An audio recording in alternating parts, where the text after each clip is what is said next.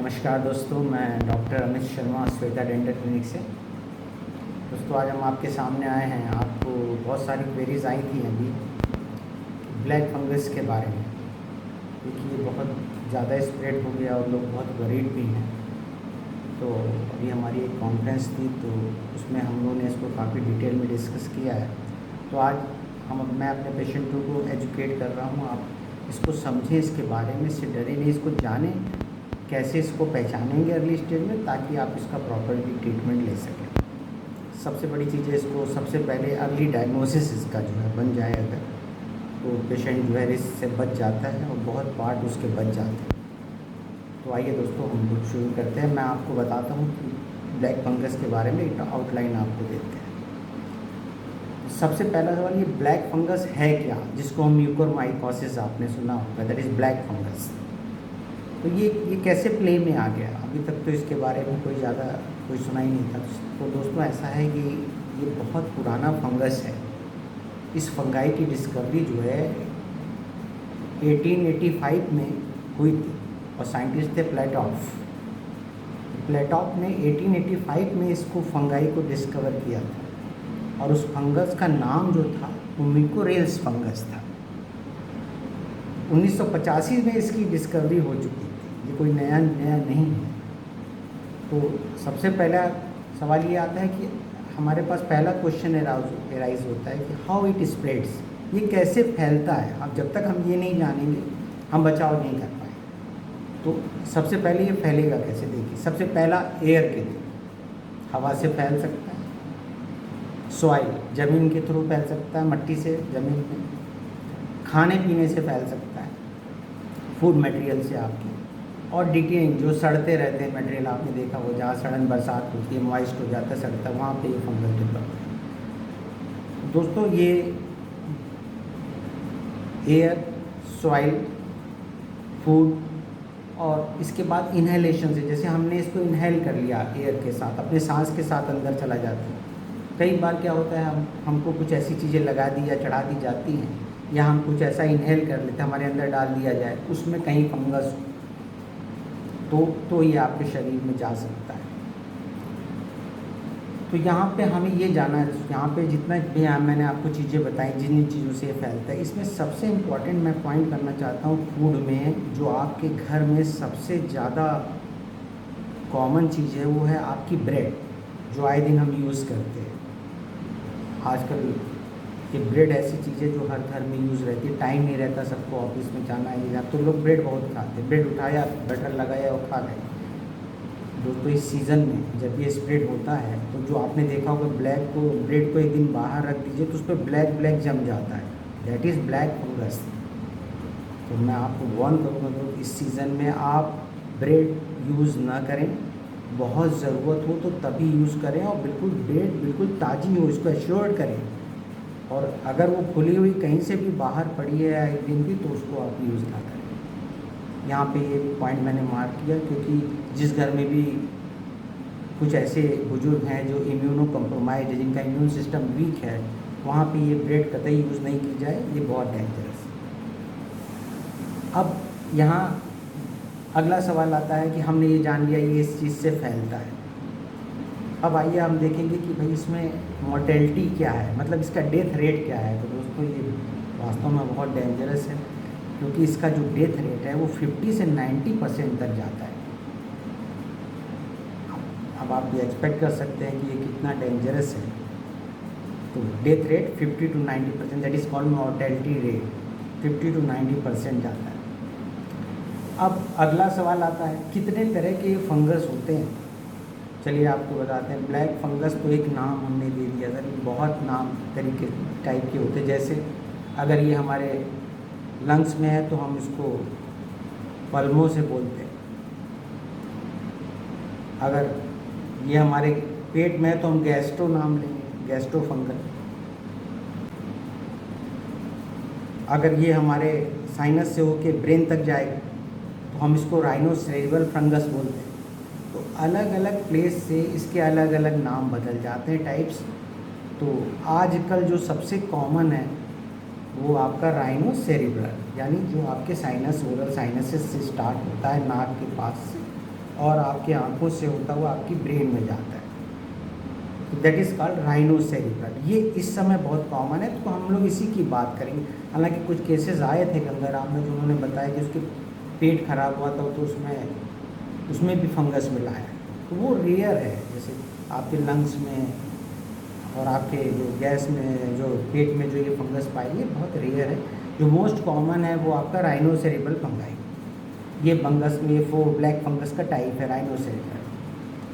तो अब अगला सवाल आता है, सबसे इम्पॉर्टेंट प्रश्न यहाँ आता है कि जब किसी को ये इन्फेक्शन होगा तो वो कैसे प्रेजेंट करे, ये जानना बहुत ज़रूरी है। तो इसको बहुत ध्यान से सुनिए। सबसे पहला चीज़ देखिए कैसे प्रेजेंट हो सकता है। फीवर, फर्स्ट, बुखार आ सकता है उसको। दूसरा, उसको सिर दर्द बना रहता है, मान लीजिए उधर चढ़ेगा तो उसको हमेशा हेडेक बना रहे।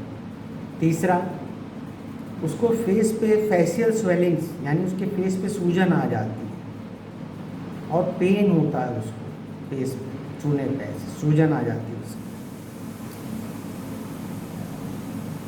और इसके आगे बढ़ेंगे तो एक और दो बहुत कॉमन सिम्टम है, जैसे उसको फाउल स्मेल आए, हमेशा उसको बदबूदार, उसको लगेगा जैसे कुछ स्मेल कर रहा है, फाउल स्मेल आ रही है। और एक और बहुत कॉमन सिम्टम है, दैट इज़ नेज़ल डिस्चार्ज। उसके नाक से हमेशा डिस्चार्ज बनना शुरू हो जाता है, कुछ ना कुछ निकलता रहेगा, वो पहुँचता रहेगा। तो ये कुछ कॉमन सिम्टम्स हैं। मैं फिर रिपीट करता हूँ, इसको फिर से नोट करिए। इनमें से कोई भी सिम्टम ब्लैक फंगस से टैली कर सकता है, जैसे fever, second headache, facial swelling, मुंह का सूज जाना, बदबू आना नाक से, या आपकी नेज़ल डिस्चार्ज बने रहना। ये सारे सिम्टम जो है इसमें आते हैं, और इसको आपको जज करना है। कहीं ऐसा तो नहीं कि ये सिम्टम जो है हमारे ब्लैक फंगस के हो सकते हैं। हाँ, एक और है इसमें, नेज़ल ब्लॉकेज। कभी कभी नाक बंद हो जाती है दोस्तों, क्योंकि फंगस ग्रो करेगा तो ब्लॉक करता है, तो वो नाक बंद हो जाती है। और जो ब्लॉकेज है दोस्तों, चलिए फंगस जो है ये खून के थक्का ही जमाता है, जिसकी वजह से ब्लॉकेज हो जाता है। तो हमारी दवाइयाँ भी वहाँ तक नहीं पहुँच पाती हैं, और जैसे नाक बंद हो जाएगी तो बिकॉज ऑफ द ब्लॉकेज वो नेज़ल ब्लीडिंग कराएगा, ब्लॉकेज हो जाएगा। तो अब आपने ये जाना कि क्या क्या सिम्टम क्लिनिकली हमको इसके मिलते हैं, इस पे हमने आपसे डिस्कस किया है। तो आइए आगे बढ़ते हैं। अब हम डिस्कस करने वाले हमारे ओरल में, हमारे डेंटल में क्या क्या हमको देखने को मिलता है, जो जिससे हम ये पहचान लेते हैं कि ये ब्लैक फंगस हो सकता है। तो सबसे पहला है स्वेलन गम्स। आपके मसूड़े सूज जाते हैं, अजीब तरह से सूज गए होंगे, अलग से दिखाई देगा ये मसूड़ा सूजी, किसी दांत के पास सूज गया, या 2-3 दांत के पास एक साथ सूज गया, एक पर्टिकुलर पॉइंट पे सूज गया। दूसरा आएगा, आपके दांत बेवजह हिलने लग जाए, उसका कोई कॉज नहीं हो, लेकिन दे स्टार्ट मोबिलिटी आ जाए उसको, आप बेवजह दांत हिलने लग जाए। और अपर जा, खास तौर से आपको लगे कि अपर जा भी हमारा हल्का सा मूवमेंट है, उसमें कुछ, आप समझ जाना कि ये साइन ठीक नहीं। ये दूसरा साइन जो प्रेजेंट होता है, गम सूज जाते हैं, आपके दांत बेवजह हिलने लगे, आपके ऊपर वाला जबड़ा भी आपको थोड़ी सी मोबिलिटी उसमें नज़र आए। चौथा है दोस्तों पैलेट, आपके तालू के ऊपर आपको सूजन महसूस दे, बहुत कॉमन सिम्टम है, इसको बहुत ध्यान रखना है। अगर आपको लगे कि आपके तालू पे बेवजह सूजन आ रही है, आप इमीडिएट इसको चेक कराएं। और एक फाइनल है, हम देखते हैं जब थोड़ा एक्सेसिव बोन नेक्रोसिस, जब बोन सड़ने लगती है हमारी, तो हम उसको देखते हैं, हाँ ये बोन ऐसे सड़ रही है, तो डेफिनेटली हम उसका सीटी कराएं। तो ये हमारे ओरल में ये सारे साइन प्रेजेंट करते हैं, जिससे हम उसको देखते हैं। और मैं नीचे आपको एक फ़ोटो शेयर कर रहा हूँ, आप इसको देखिए कैसे कॉमन साइंस इसमें आए। Just see this photograph.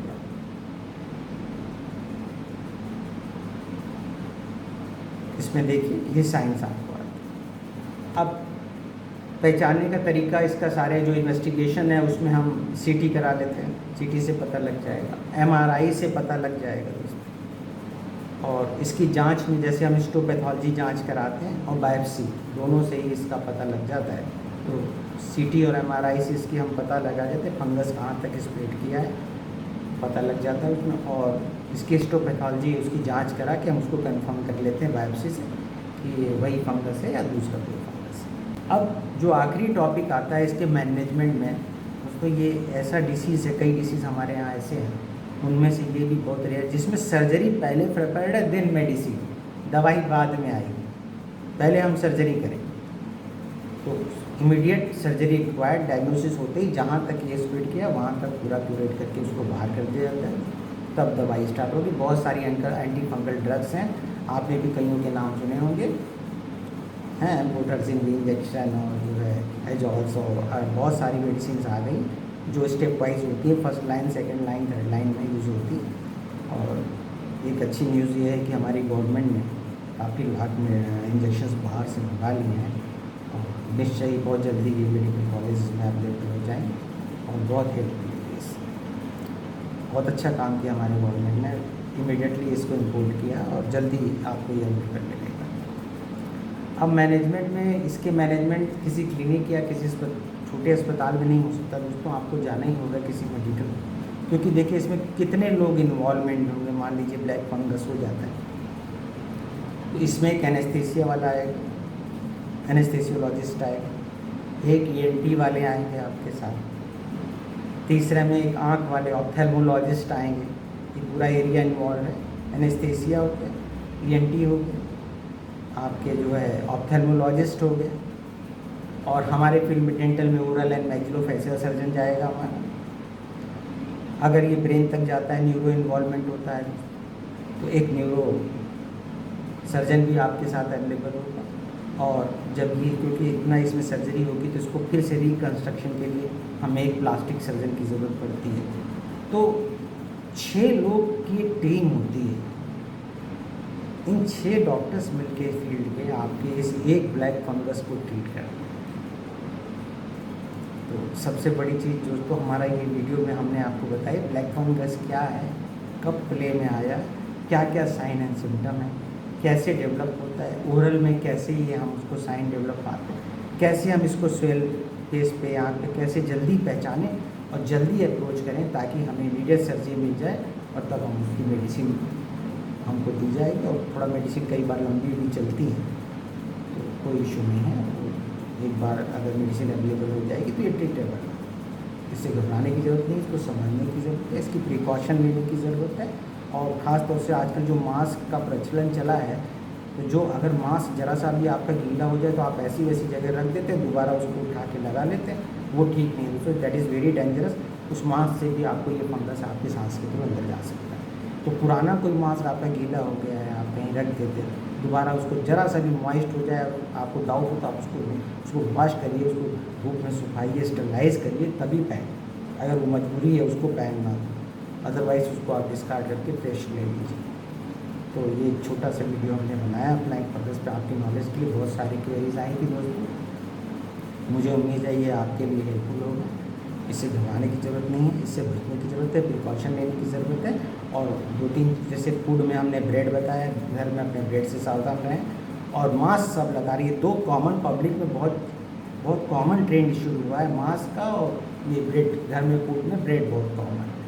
ये 2 चीज़ों से बहुत बच के रहना है। गंदा मास्क नहीं लगाना है, मास्क धो के स्टरलाइज करके लगाना है। ब्रेड तभी खानी है जब उतारी, अदरवाइज सीजन में उसको अवॉइड करना है। जो उम्मीद है दोस्तों ये हमारा छोटा सा वीडियो आपके लिए हेल्पफुल होगा। आपकी कोई भी क्वेरी हो तो आप हमें ज़रूर बताएं, मैं उसका ज़रूर आंसर दूँगा। हमारी गवर्नमेंट ने बहुत अच्छा काम किया है, बहुत इंजेक्शन्स आ गए हैं लाखों, और बहुत जल्दी अवेलेबल हो जाए। Wish you all the best, have a good time, नमस्कार।